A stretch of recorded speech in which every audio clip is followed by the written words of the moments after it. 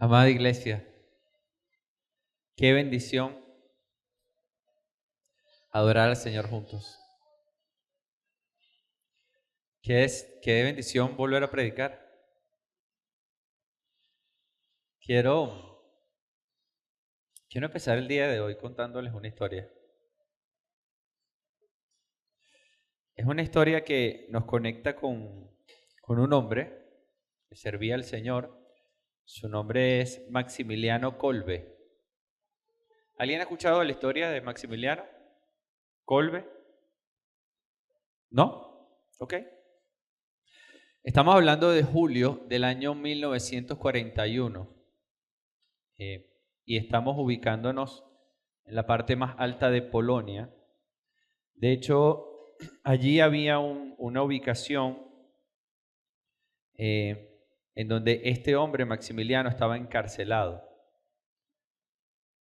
Auschwitz era un lugar donde los nazis estaban permitiendo un sufrimiento brutal. Era un centro de concentración, un campo de concentración. ¿Y saben qué sucedió? Que la persona que estaba dirigiendo este centro de concentración, enfurecido porque tuvo algunas fugas, unas personas se le fugaron del centro de concentración, y ese hombre, ese nazi, enfurecido, tomó la decisión de sancionar de manera ejemplarizante a varios de los que estaban allí. ¿Saben qué hizo? Tomó a 10 personas y los encerró en un búnker que llamaba la muerte del hambre. Y la intención era encerrar a esos 10 hombres allí y que murieran sin comer. Así de horrible como suena lo que les estoy contando. Pero esto es un hecho de la vida real. Bueno, ¿saben qué sucedió cuando empezaron a seleccionar a las 10 personas? Que uno de ellos gritó tratando de clamar por el hecho de que tenía esposa e hijos. Y cuando él gritó, este hombre, Maximiliano Kolbe, al escucharlo, apeló a la autoridad que estaba allí, a pesar de la rudeza que los caracterizaba, a pesar de la manera en la que era probable que ellos no leyeran bien la intervención de él se atrevió. Pero no solo se atrevió, ¿saben para qué se atrevió a apelar? Se atrevió a apelar para que él pudiese reemplazar al muchacho que estaba gritando por su esposa y por sus hijos.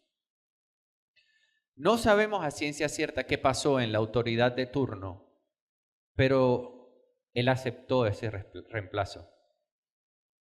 Y dijo, ¿tú quieres pasar por él? Bueno, ok. Quitó al joven y metió a este señor. Y Maximiliano Kolbe tomó su lugar. Una actitud respetuosa con esa autoridad permitió que él reemplazara a este muchacho. Si esto fuese una película de Hollywood, seguramente lo que hubiese pasado es que ellos entran a ese búnker y de repente pasan un poco de hambre y justo cuando están en el momento más climático entra un escuadrón y los rescata, ¿verdad? Que estamos acostumbrados a ese tipo de tomas.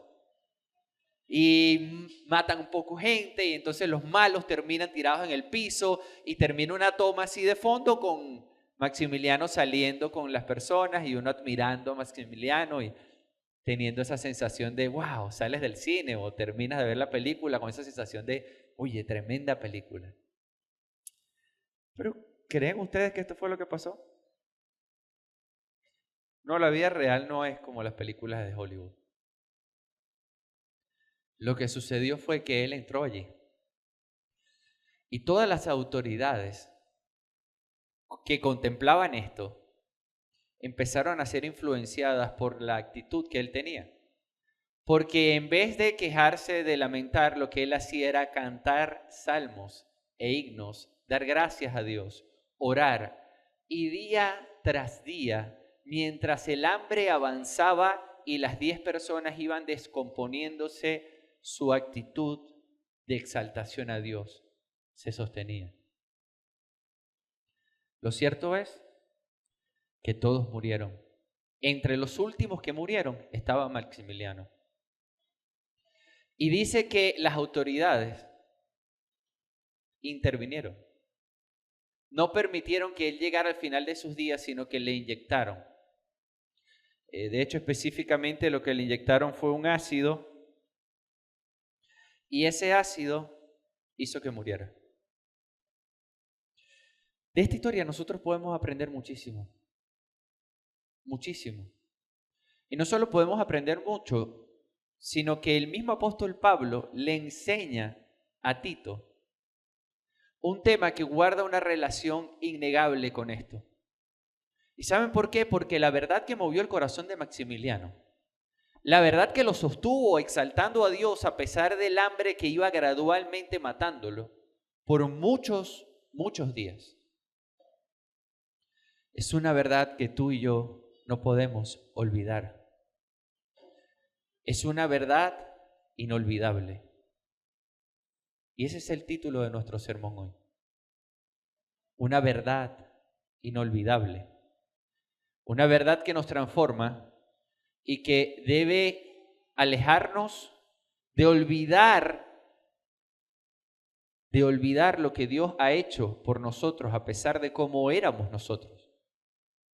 ¿Ven ahí en la toma? Un hombre centrado con la palabra de Dios a su diestra, pero con algunos recordatorios de lo que era. ¿Qué tal si leemos juntos lo que el apóstol Pablo en el capítulo 3 le escribe a Tito? Esas cosas que le está diciendo a él que debe recordarle a la iglesia. Esta verdad inolvidable que nosotros debemos tener presente y que no deberíamos pasar por alto nunca. Vayan a sus Biblias. Tito, capítulo 3. Vamos a estar revisando hoy desde el versículo 1 hasta el versículo 7. Lean conmigo.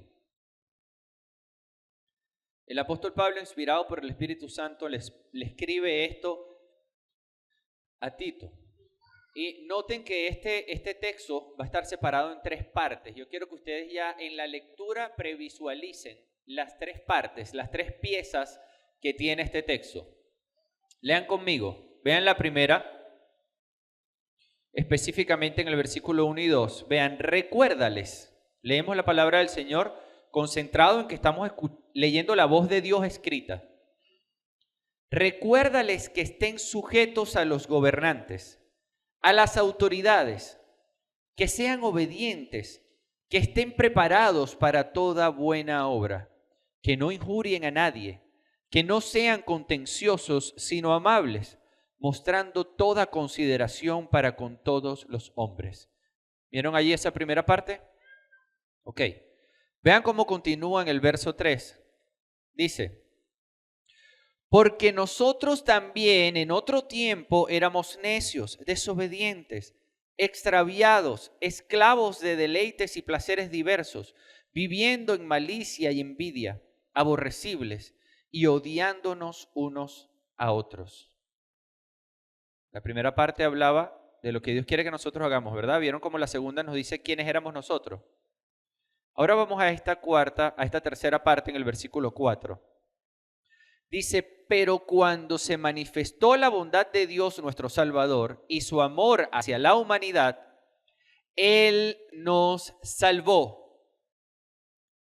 Él nos salvó, no por las obras de justicia que nosotros hubiéramos hecho, sino conforme a su misericordia, por medio del lavamiento de la regeneración y la renovación por el Espíritu Santo, que Él derramó sobre nosotros abundantemente por medio de Jesucristo nuestro Salvador, para que justificados por su gracia fuéramos hechos herederos según la esperanza de la vida eterna. Hermanos, como podemos ver, este texto tiene un mensaje bastante claro para nosotros hoy. ¿Saben cuál es el mensaje que este texto tiene para nosotros hoy? Este texto nos está enseñando que Dios nos salvó en Cristo, a pesar de nuestra condición, para glorificarlo con nuestras vidas. Voy a repetir eso.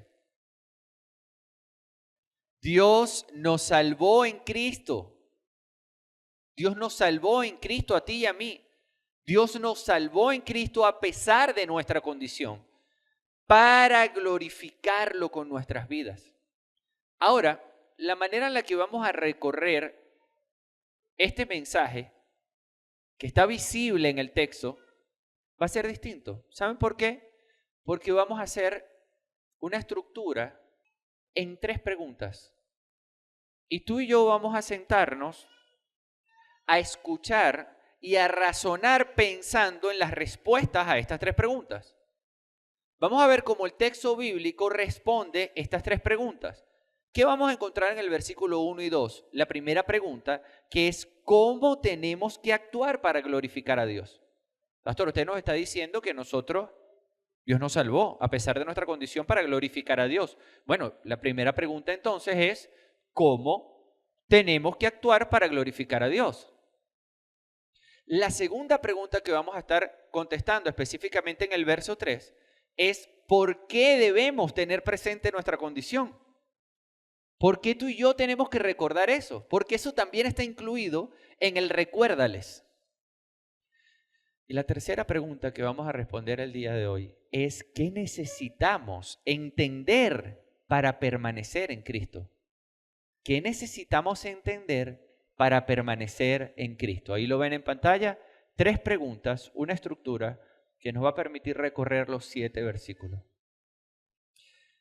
Hermano, ¿tú sientes que necesitas saber cómo glorificar a Dios? ¿Te gustaría que la palabra de Dios te diga por qué tienes que recordar de dónde te sacó Dios? ¿Cómo eras? Que te recuerde un poquito tu condición. Si es una realidad para ti que tú también sientes que necesitas aprender cómo permanecer en Él, ora. Ora ahorita. Pídeselo al Señor mismo tú. Yo te aseguro que si tú estás allí sentado y tú le pides a Dios y tienes el anhelo de recibir las respuestas a estas preguntas, tú vas a estar en mejor condición que quien simplemente está ahí escuchando por escuchar. Calibra tu corazón. ¿Cuál es la postura de tu corazón hoy?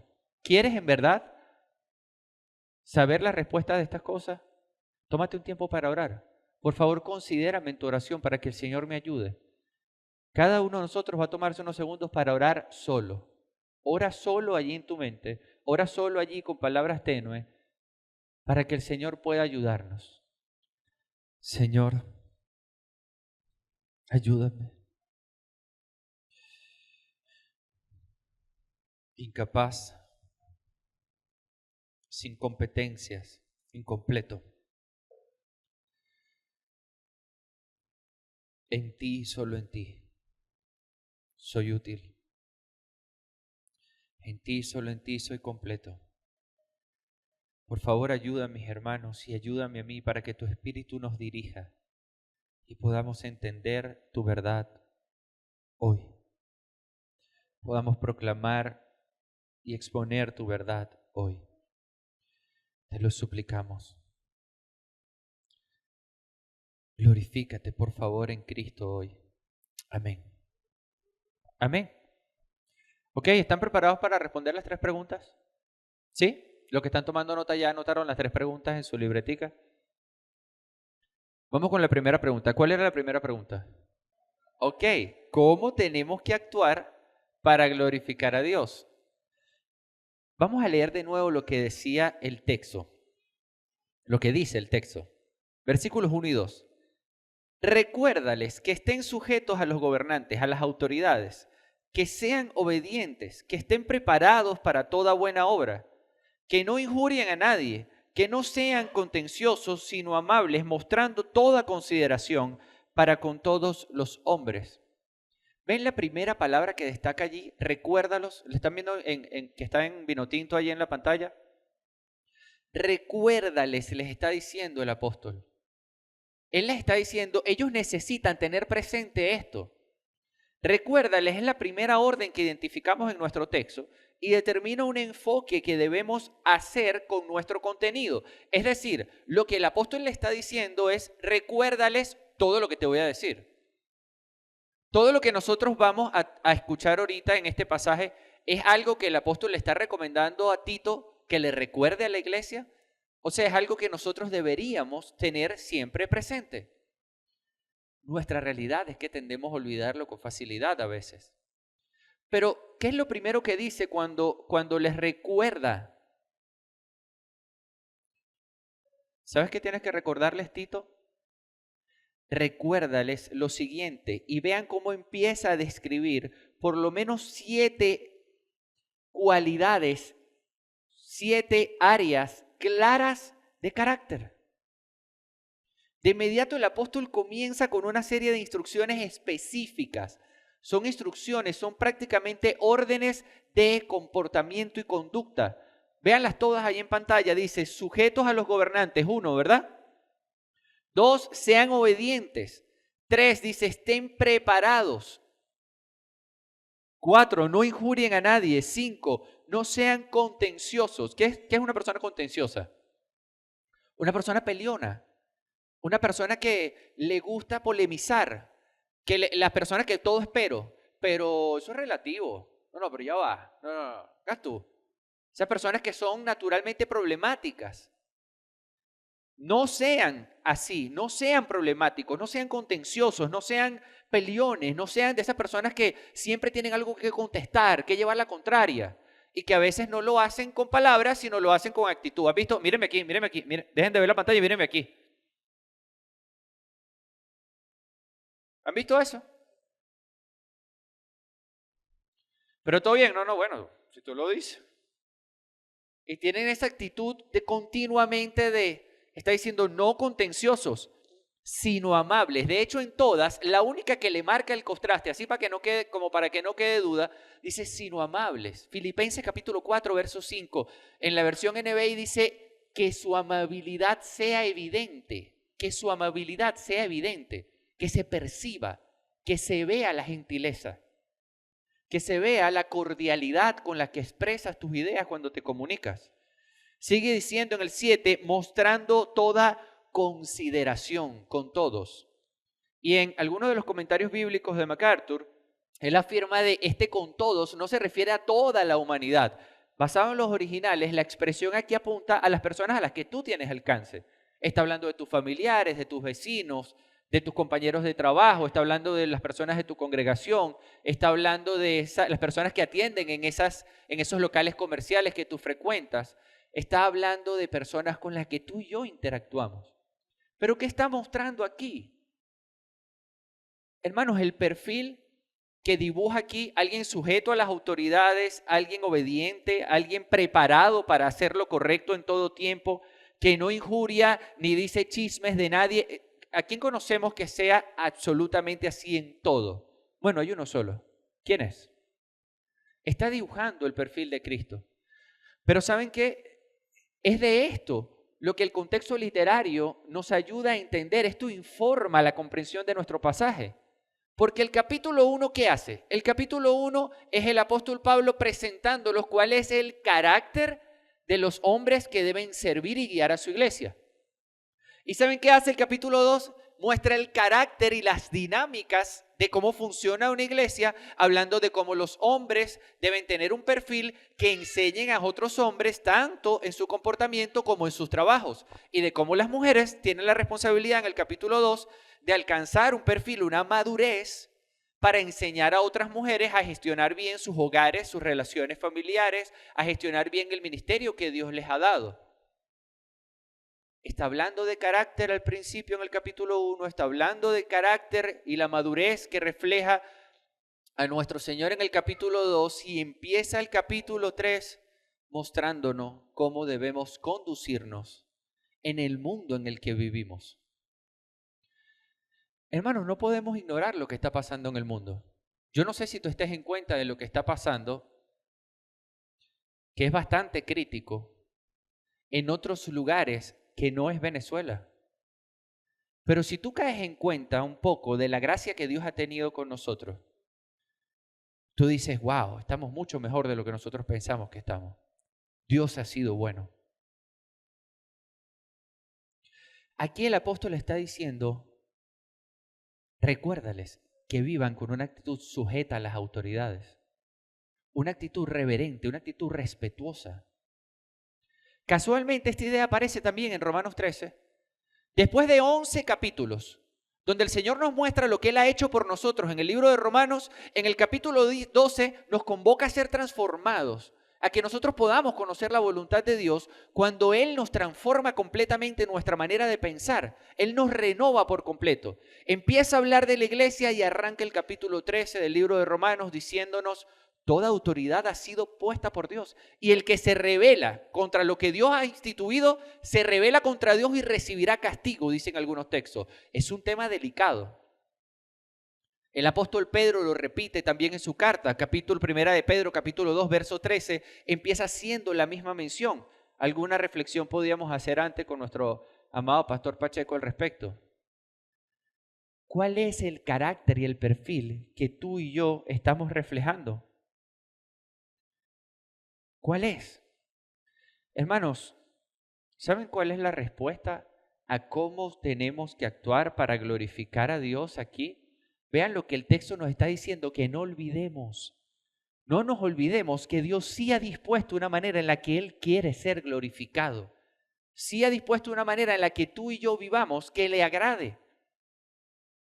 Glorificamos a Dios cuando somos sujetos, respetuosos con las autoridades, cuando somos humildes y compasivos con los demás, cuando hacemos todo con excelencia e integridad, cuando tenemos un perfil de una persona consciente de la gracia que ha recibido de parte de Dios. Yo no les estoy diciendo que sea fácil. Ninguno de nosotros lo ha logrado ya. Yo me siento tan inconforme conmigo, con mi vida. Examino, me paso un escáner, veo mi familia, mi iglesia, mi ministerio, mi trabajo. Y yo me siento tan inconforme. El tema no es cuánta inconformidad sientes. El tema es en función de qué estás luchando. ¿Estás luchando por alcanzar esa integridad que adora a Dios? ¿Estás anhelando esa transformación? ¿O simplemente te aceptaste como eres practicando o esas áreas que no agradan al Señor y ya? ¿O todo lo excusas sobre las circunstancias? ¿O todo lo excusas sobre tu pasado? ¿O todo lo excusas sobre distintas variables que no tienen nada que ver contigo y conmigo? Pero el apóstol le está diciendo a Tito, recuérdales cómo Dios quiere que nosotros lo glorifiquemos. Hermanos, yo quiero que reflexionemos en esto. Esto no es una maña de los pastores de turno. Esto no es una interpretación de nosotros que queremos de alguna manera obligar a la iglesia a que adopte ese perfil. No lo es. Este corazón, esta actitud, este carácter, este perfil reverente, respetuoso, íntegro, honesto, humilde, compasivo, nos los muestra la Biblia de muchas maneras. ¿Qué les parece si hacemos un recorrido un poco y pensamos en la Biblia que tú y yo conocemos? La Biblia es la palabra de Dios. Esta es la verdad, hermanos. La palabra de Dios es la verdad. Si nosotros vemos la palabra de Dios, ¿recuerdan la historia de José? Pensemos en ejemplos buenos y en ejemplos malos. José ante Potifar, ¿lo recuerdan? ¿Qué hizo él? ¿Se rebeló contra Potifar? ¿Tuvo una actitud irreverente? ¿Se fue contra él? No, glorificó a Dios. Pensemos en uno malo. Pensemos en Miriam y Aarón, cuando Moisés estaba dirigiendo, lo que hicieron, se rebelaron contra... ¿El Señor vio eso con agrado? Cuando Miriam y Aarón se rebelaron contra Moisés. No, lo vio bien él. Pensemos en David, un hombre conforme al corazón de Dios. Samuel ya le había dicho a David que era rey, que iba a ser el rey. Lo había ungido. ¿Cuál fue la actitud de David? ¿Fue una actitud irreverente, rebelde, un corazón polémico? No. En 2 ocasiones lo tuvo de una manera que todos los que estaban a su alrededor le decían, es que es evidente que el Señor te lo puso en tus manos. Y él decidió ¿qué? Perdonarle la vida. Por otro lado, tenemos a Ofni y Fines ante su padre Elí, la actitud que ellos tomaron ante el sacerdocio de Elí, que terminó de hecho afectando. Dios les quitó, sancionó esa manera irreverente en la que ellos estaban tratando el ministerio, sancionó severamente eso. Y eso afectó el ministerio de su papá. Vamos con un ejemplo bueno, Esther, ante el rey David, ante el rey Asuero. ¿Cómo alcanzó a salvar Esther al pueblo judío? Dijo, no, hasta aquí llega esto y atravesó las puertas y fue con irreverencia y le faltó el respeto al rey. Le dijo, no, no, si tú quieres seguir conmigo es mejor que salva al pueblo judío. Le dijo así. Esa fue la actitud que ella asumió. Para nada. Una actitud respetuosa. Vemos, hermanos, la Biblia mostrándonos una y otra vez cómo la manera en la que Dios quiere glorificarse es con una actitud respetuosa, con una actitud reverente, con una actitud humilde, compasiva, busca la excelencia y la integridad que adora a Dios. Tenemos muchos más ejemplos. Absalón contra David. ¿Esa rebelión cómo salió? ¿Absalón se salió con la suya? ¿Que se rebeló contra su papá? No. ¿Qué tal Daniel ante el rey Nabucodonosor? Daniel no es un ejemplo claro de cómo vivió bajo la administración de varios reyes, que de paso habían exiliado y atacado, o sea, razones le sobraban. ¿Cuál es la postura que asumió Daniel? Una postura de respeto. Una postura, ¿Dios se glorificó o no se glorificó? Cuando le pidieron hacer algo que él no podía hacer, él prefería honrar a Dios, pero nunca tuvo una actitud irreverente. Nunca. ¿Dios se glorificó o no en Daniel? ¿Qué tal si hablamos de Sedequías ante el rey Nabucodonosor? Cuando se rebeló y tuvo muy malas consecuencias porque Nabucodonosor tomó acciones contundentes contra él. Eso está en Segunda de Reyes. Hermanos, aún en el Nuevo Testamento, cuando nosotros vemos el comportamiento de Juan y de Pedro llevados ante el concilio, ¿cuál era la actitud de ellos? Falta de respeto. Era una actitud reverente ante el concilio del pueblo judío. Ellos sabían que el pueblo judío estaba equivocado, pero esa fue su actitud, irreverente y respetuosa. No. Tenían una actitud de respeto. Consideren ustedes, si debemos honrar a Dios antes que a los hombres, no podemos callar lo que hemos visto, un espíritu manso. A pesar de estar siendo tratados de una manera horrible. ¿Qué decir de Pablo, hermanos? Pablo, el autor de este texto, ¿tienen idea de la cantidad? Es más, hay un texto bíblico que dice que él se expresó de una manera enérgica y le llamaron la atención recordándole que le estaba hablando al sumo sacerdote y él en el acto se arrepintió y se echó para atrás en su expresión porque no se había dado cuenta que era el sumo sacerdote al que le estaba hablando. Imagínense la conciencia de respeto que tenía este hombre. Hermanos, la rebelión es el espíritu del diablo. Y tú y yo podemos identificarnos claramente con un rebelde. Tú y yo somos el Barrabás de esa ocasión, de esa ecuación. Tú y yo somos el Barrabás, rebelde, irreverente, asesino, que fue sustituido por el único y más perfecto ejemplo del respeto y la sujeción. ¿Quién crees que glorificó a Dios? ¿Barrabás o Cristo? Tú y yo fuimos movidos a dejar de ser el Barrabás que éramos para vivir como Cristo y glorificar a Dios, pero no podemos olvidarnos de eso. Es una verdad inolvidable.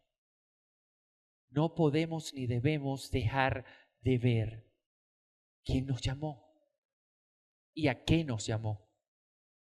Él nos llamó a tener un carácter como el de Él o a morir intentándolo. Si morimos gastándonos la vida en esforzarnos por actuar como Él, entonces habremos vivido una vida que vale la pena vivir. Dios nos salvó en Cristo, a pesar de nuestra condición, para glorificarlo con nuestras vidas. Ya respondimos la primera pregunta. Wow. Pero entonces, si ya yo sé que tengo que buscar el carácter de Cristo, ¿qué necesidad hay de estar recordando mi condición? ¿Qué necesidad? ¿Por qué tenemos que tener presente? ¿Por qué debemos tú y yo tener presente nuestra condición? Bueno, les pregunto, ¿el apóstol Pablo la ignoró? Cuando el apóstol Pablo le está diciendo a Tito, recuérdales, él no le está, pero eso sí, no les diga nada de su pasado, porque no hace que se te ofendan y se te vayan de la congregación. Él está diciendo eso. No, no, no. ¿Sabes qué, hermano? Leamos nada más este versículo, es uno solo. Leámoslo de nuevo. Dice, porque nosotros también en otro tiempo, note que ya estamos buscando aquí la respuesta a nuestra pregunta, ¿por qué debemos tener presente nuestra condición? Porque nosotros también en otro tiempo éramos necios,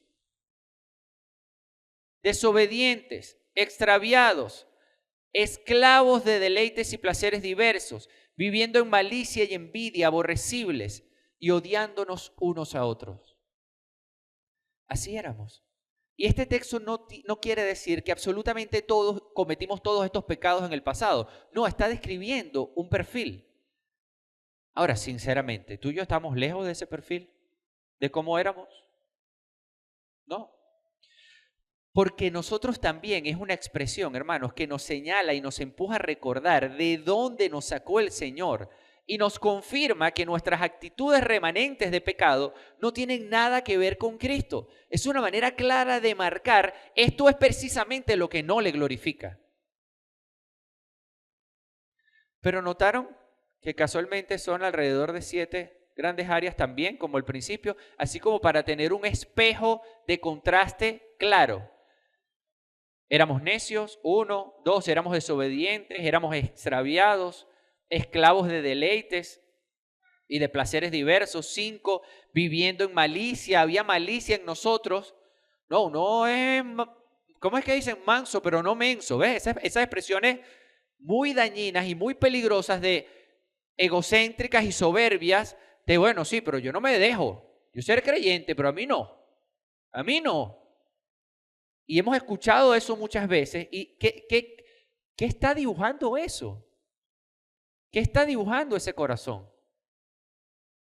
Aborrecibles, odiándonos unos a otros. Hermanos, es extremadamente fácil que nos olvidemos de nuestro Egipto.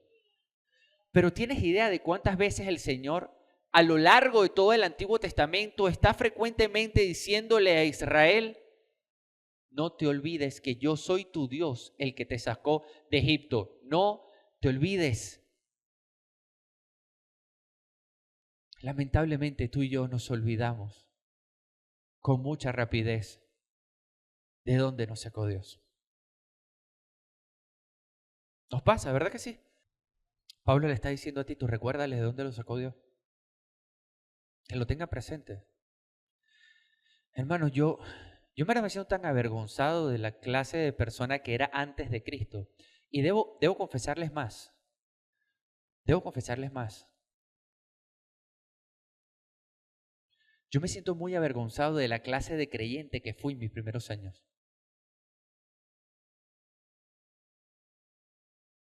Porque a veces nosotros admitimos que Dios nos cambia cuando lo conocemos. Pero te pregunto, ¿tú cambiaste radicalmente de un día para otro cuando conociste al Señor? Yo recuerdo la cantidad innumerable de veces en que malpuse. Fui motivo de blasfemar el nombre de mi Señor por mi comportamiento tan cuestionable. Y es verdad que aún lidio con muchas cosas que me cuido y que pienso: Señor, no permitas que esto avance en mi vida, que esto permanezca, no permitas que esto malponga tu nombre. Hermanos, casi todo olvidamos cuando estamos en la tierra prometida, nuestro Egipto. Pero necesitamos recordarlo. Vean lo que Santiago, capítulo 1, versos 22 y 25, yo se los voy a leer. Dice, y de hecho se los voy a leer en una equivalencia dinámica para que sea más fácil comprenderlo. Dice, no solo escuchen la palabra de Dios, tienen que ponerla en práctica. De lo contrario, solamente se engañan a sí mismos. ¿Qué quiere decir? Si no lo practico, me empiezo a engañar. Si no practico la verdad, me empiezo a engañar. ¿Y a dónde apunta este engaño? Escuchen. Verso 23. Pues si escuchas la palabra, pero no la obedeces, sería como ver tu cara en un espejo. Verso 24. Te ves a ti mismo, luego te alejas y te olvidas cómo eres. Verso 25. Pero si miras atentamente la ley perfecta que te hace libre y la pones en práctica y no olvidas lo que escuchaste, entonces Dios te bendecirá por tu obediencia. ¡Wow! La obediencia es lo que no me permite olvidarme. La obediencia a la palabra de Dios es lo que no me permite olvidarme. Sí, por eso necesitas recordar. Por eso tú y yo necesitamos recordar de dónde nos sacó Dios. Entiéndelo así, hermano. Si yo estoy aquí y yo me siento como una persona que hago las cosas muy mal, me convierto, creo en lo que el Señor Jesús hizo por mí, yo le creo de todo corazón, yo siento un arrepentimiento auténtico por estas cosas que estoy practicando, sí, ¿verdad que sí? Ahora, ¿qué pasa cuando yo voy avanzando? Que yo voy mejorando y entonces decía grosería, ya no las digo. Bebía licor, ya no bebo licor. Trataba de una manera inapropiada a las damas, ya no lo hago. Y así sucesivamente van algunas áreas de pecado pasando a un segundo plano. ¿Sí o no? Cuando yo llego aquí y profundizo en la palabra de Dios, ¿qué empieza a suceder? Me doy cuenta de que hay cosas que yo creía que no eran pecado, pero que sí lo son. O sea, que chequear los dientes cuando alguien me dice algo es pecado. Por favor, hazme favorcito y pásame. Ya, eso es, ya, pero ¿es o no es pecado? Bueno, es que ya va, ven acá, el corazón. ¿Cómo que el corazón? Y empieza, se abre una nueva etapa de tu fe. Y empiezas a descubrir cosas que tú creías que no eran pecado y que resulta que la postura del corazón es pecado. Y ya no se trata de la relación que tengo con las mujeres. Ahora veo en el capítulo 5, 6 y 7 del Sermón del Monte que si yo la veo y la codicio, estoy cometiendo adulterio con ella en mi corazón. Y yo,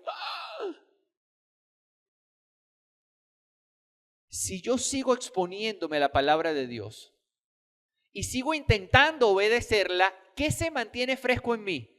Mi conciencia de lo incompetente que soy para obedecerlo. Mi conciencia de que necesito a Cristo para poder obedecerlo de la misma manera que lo necesitaba aquí. Ahora ya tienes un perfil y estás sirviendo a tu congregación, estás aquí. Les pregunto, ¿ustedes creen que nosotros estamos conformes con nuestro perfil, con nuestro carácter? ¿O hay cosas que el Señor aquí me está mostrando? Ven acá, ¿cómo está tu corazón con respecto a esto que estás logrando? El Señor sigue mostrándonos cosas que son pecado en nuestro corazón. Motivaciones inapropiadas, aún áreas de carácter que pasan en el silencio de nuestros hogares cuando nuestros hijos no hacen lo que deberían hacer. En nosotros hay un enojo que ustedes no ven. Yo estoy conforme con la manera en la que se manifiesta mi enojo cuando ustedes no me están viendo. ¿Eso honra a Dios o no lo honra? Pero yo me veo y no me olvido de dónde Dios me ha sacado. No me olvida de cómo me cuesta y no me olvido que no hubiese mejorado, que no hubiese avanzado todo lo que ha avanzado si no fuese por la gracia indescriptible, por la verdad inolvidable con la que Dios me salvó. Cuando tú estás aquí y tú no te relacionas con Dios, tú dejas de ver la gravedad de tu condición. Tú te olvidas de tu Egipto. Dejas de escuchar a Dios diciéndote, acuérdate que yo soy tu Dios, el que te sacó de Egipto. Dejas de tener el crecimiento natural que Dios ha diseñado para guiarte. ¿Por qué debemos tener presente nuestra condición? Recordar nuestra condición nos ayuda a tener presente cómo éramos antes de ser rescatados y nos estimula a tratar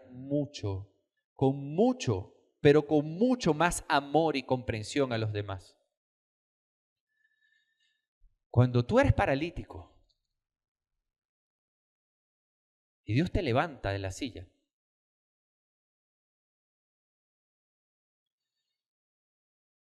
y tú no lo olvidas, eso te ayuda a tratar igual, con el mismo amor a otros paralíticos. Pero ¿sabe qué pasa, hermanos? Que a veces se nos olvida nuestra silla de ruedas. Se nos olvida. Una fotico de vez en cuando de la silla de ruedas ayuda. ¿Sabes que yo le doy la gloria a Dios por la vida de ustedes? Porque me edifica mucho ver a otras personas crecer como están creciendo. No te olvides. No te olvides de dónde Dios te sacó. No te olvides. Y a ti que te sientes sumergido, quiero que sepas que hay buenas noticias. Las buenas noticias están en la siguiente respuesta. Porque si lo que este mensaje nos dijo, que Dios nos salvó a pesar de nuestra condición, para que le glorifiquemos con nuestras vidas, entonces tú y yo necesitamos entrar en esa tercera pregunta. ¿Qué necesito entender para permanecer en Cristo? ¿Qué necesito entender para no desviarme?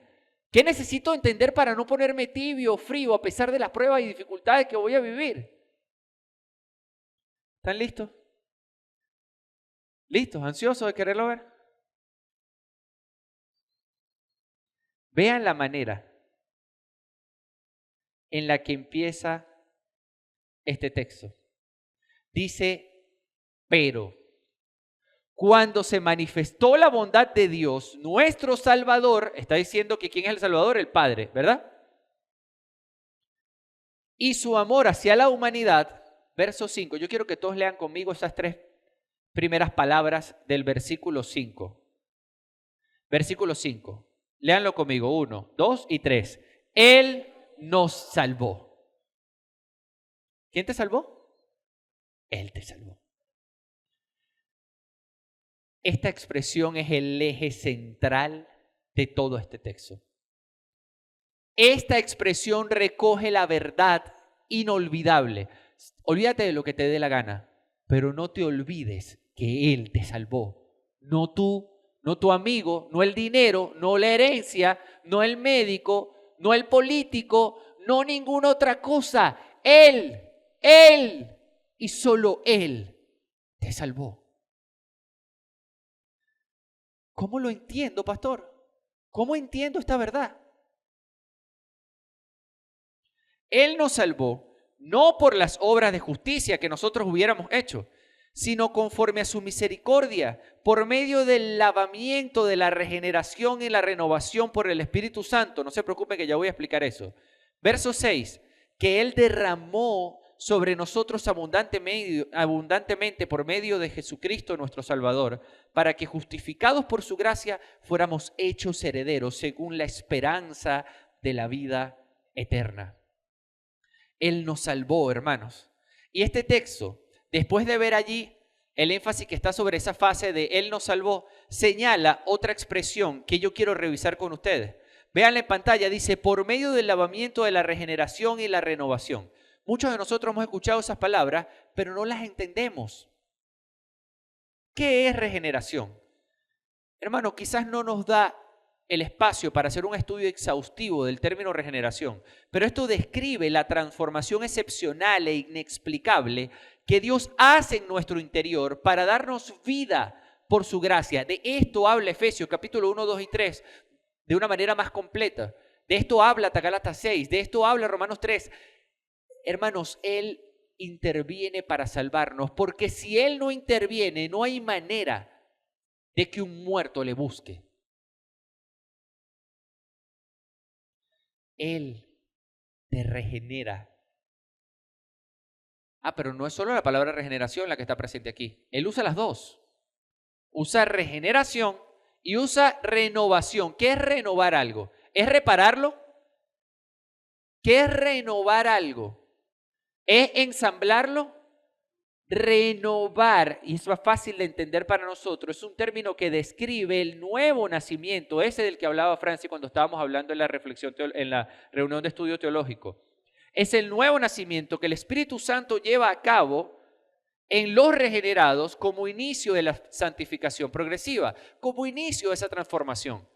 O sea, tú eres renovado, eres transformado en tu interior, Él te regenera y tu renovación empieza a darte un nuevo rumbo de existencia. Tú en tu interior eres transformado. El Dios que antes veías de lejos como, ¿tú crees en Dios? Sí, vale, claro. Yo estoy claro que hay un Dios. Yo sé que hay un Dios. Todo el mundo sabe que hay un Dios aunque lo niegue. Lo que pasa es que, bueno, yo quiero vivir mi vida feliz, hermano. Yo lo que quiero es ser feliz. Y ese feliz para ti tiene una práctica de muchos pecados que tú crees que te dan felicidad. ¿Me estás siguiendo? Cuando tú entiendes lo que el Señor ha hecho por ti, tú te arrepientes y tú caes en cuenta, wow, Él me salvó. ¿Cómo Él me salvó? Yo estaba condenado por mis pecados. Nos lo explicaba el pastor Pacheco hace algunos minutos. ¿Qué es arrepentirse? Es el resultado de un corazón que ve la gravedad de su condición. Es un tema legal.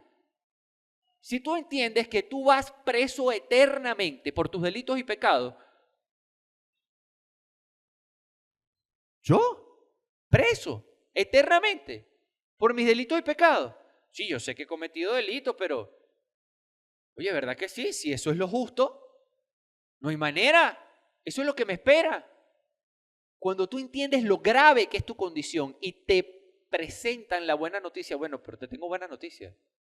Cristo recibió el castigo, un castigo equivalente a todos esos años de cárcel que tú te mereces en el infierno, desconectado del Padre. Él lo recibió por ti.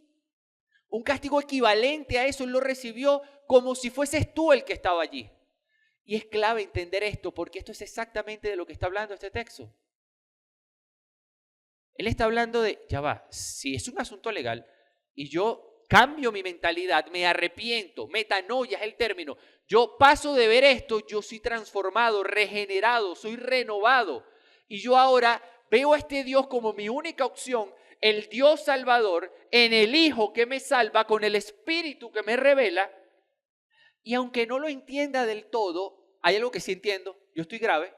Y si la única solución para mi condición es la intervención de Él, yo ahora paso a amarlo. ¿Sabes cuál es el resultado natural? Este pecado, el y qué felicidad, lo empiezo a rechazar, lo empiezo a despreciar, empiezo a no sentirme cómodo con eso. Y aun cuando estoy involucrado, porque estoy en mis primeros pasos de fe, no me agrada ya. Esto no es lo que me hace feliz.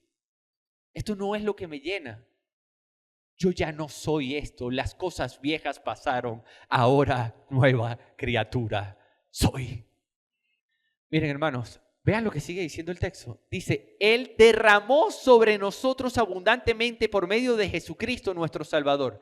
Él derramó abundantemente por medio de Jesucristo nuestro Salvador. Esa expresión completa la participación de la Trinidad. ¿Vieron cómo en el texto dice, Él nos salvó? Habla del Padre, que es nuestro Salvador. Habla del Hijo, que es nuestro Salvador. Habla del Espíritu, Padre, Hijo y Espíritu Santo, obrando en la gloria, en la glorificación de Dios que nos beneficia a ti y a mí, a pesar de cómo éramos. No nos olvidemos del a pesar. Pero hermanos, ¿saben qué fue impactante para mi vida, edificante? Le mandé un mensaje a los pastores de lo agradecido que me sentía, que este texto pone peso sobre un área en la que nosotros no ponemos tanto peso a veces. ¿Sabes cuál es? Mira lo que dice al final. Dice, para que justificados por su gracia fuéramos hechos herederos. ¿Lo están viendo ahí en azul? Dice, para que justificados por su gracia fuéramos hechos herederos. Yo lo voy a explicar de una manera más didáctica. ¿Les parece? Tú y yo éramos culpables por nuestro delito y pecado. Dígame, ¿sí o no? Sí. ¿Merecíamos un castigo coherente con la gravedad de nuestros delitos? ¿Sí o no? Sí. Ahí sí nos responde muy fuerte. Ahí como que, bueno, sí, esto... Sí, tú y yo lo merecíamos. Ok. Cristo, aquí estamos nosotros. Tú y yo estamos paraditos aquí. Ahora, Cristo nació puro y santo, sin pecado. Vivió puro y santo y sin pecado. Cristo era el Hijo de Dios. ¿Sí? Nosotros éramos enemigos de Dios, dice el texto. Dicen los textos bíblicos. Para que tú y yo podamos ser salvos, nosotros tenemos que entender el intercambio divino. ¿Qué pasó allí en la cruz del Calvario? Cristo fue llevado a la cruz del Calvario y nosotros, nuestros pecados y delitos fueron imputados a Él. Es decir, los pecados de los delincuentes, de los culpables, fueron colocados sobre el único Hijo de Dios inocente. ¿Sí o no? ¿Saben cuál es la parte que nosotros a veces no recordamos tanto? Pero que está incluida y que es tan cierta como lo que acabo de decir. Que si nosotros creemos que nuestros pecados y delitos fueron imputados a Cristo, entonces también nosotros debemos entender que así como los pecados y delitos de los culpables fueron colocados sobre la vida del único Hijo de Dios inocente, así la vida del único Hijo inocente fue colocada sobre nosotros. Quizás ya entendiste la lógica de la condición legal en la que tú te encontrabas y por la que necesitas un Salvador. Pero ¿has entendido la lógica por la que terminas siendo hijo? ¿Sabes por qué Dios te adoptó? Yo te voy a decir por qué Dios te adoptó. Dios te adoptó porque tú diste lo peor que tenías para ensuciar la vida del único puro. Y el único puro dio lo mejor que era, Hijo de Dios, para limpiar la tuya. Él te ha vestido como hijo, así como tú lo vestiste a Él como culpable. Intercambio divino. Y ahora yo no puedo afirmar al mismo tiempo que Él recibió el castigo que yo me merecía, pero yo no soy hijo. No. El intercambio divino implica una cosa. Él fue culpable y recibió el castigo y me representó, pero ahora yo soy hijo. Hermanos, es asombroso, es asombroso. De verdad les digo que es asombroso.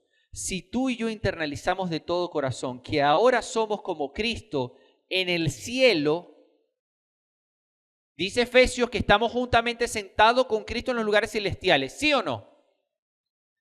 Si nosotros entendemos que ahora Él nos libró del control del pecado, necesitamos también entender, si yo estoy con Cristo en el cielo y soy como Cristo en el cielo, entonces también tengo que ser como Cristo en la tierra.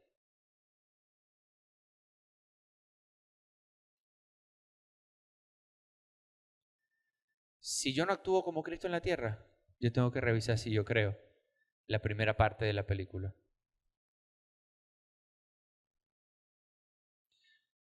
¿Qué necesito entender para permanecer en Cristo? Yo necesito entender que Él me ha hecho heredero, para que justificados por su gracia fuéramos hechos. Él nos hizo hijos, herederos, según la esperanza de su vida eterna. Eres un hijo de Dios que has creído. Eres hermano de Cristo, literal, no metafórico, no referencial. Si tú crees que Él en el intercambio divino te representó, que como dice Romanos 6, tú estabas juntamente crucificado con Él, entonces tú ahora eres hijo. El Padre te ha adoptado y te trata, te aborda, te mira, te consiente, te cubre, te cuida, te provee, te sana, te enseña, te edifica. 3 puntos suspensivos y la eternidad no será suficiente para describir la cantidad de cosas que tú y yo ahora tenemos en Cristo, a pesar de nuestra condición. Si esto no toca tu corazón, nada lo va a hacer. Nada. ¿Qué necesitamos entender para permanecer en Cristo? Necesitamos entender la gloria del Evangelio, que a duras penas entendemos algunos trazos. Le decía a mi esposa, me sorprende cómo esto me confronta, cómo no había visto esto antes, con tanta claridad. Y quizás tú estás sentado ahí y me dices, bueno, pastor, no lo habrá visto usted, pero yo lo sabía. Te felicito. ¡Qué bendición! Hermano, Cristo es todo. Es todo para ti, para mí. Todo. Con Cristo.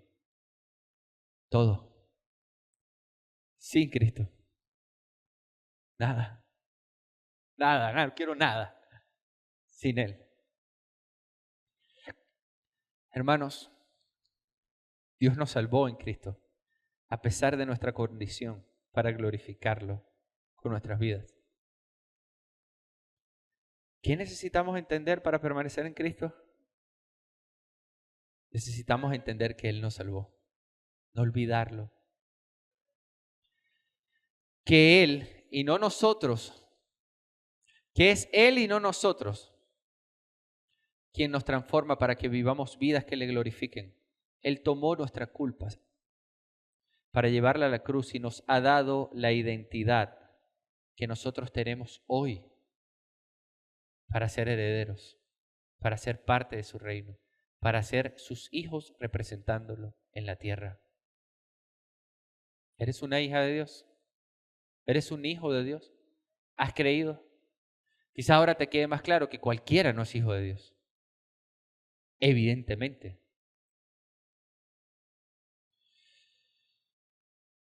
Por favor, hermanos, no ignoremos lo que este texto está diciéndonos.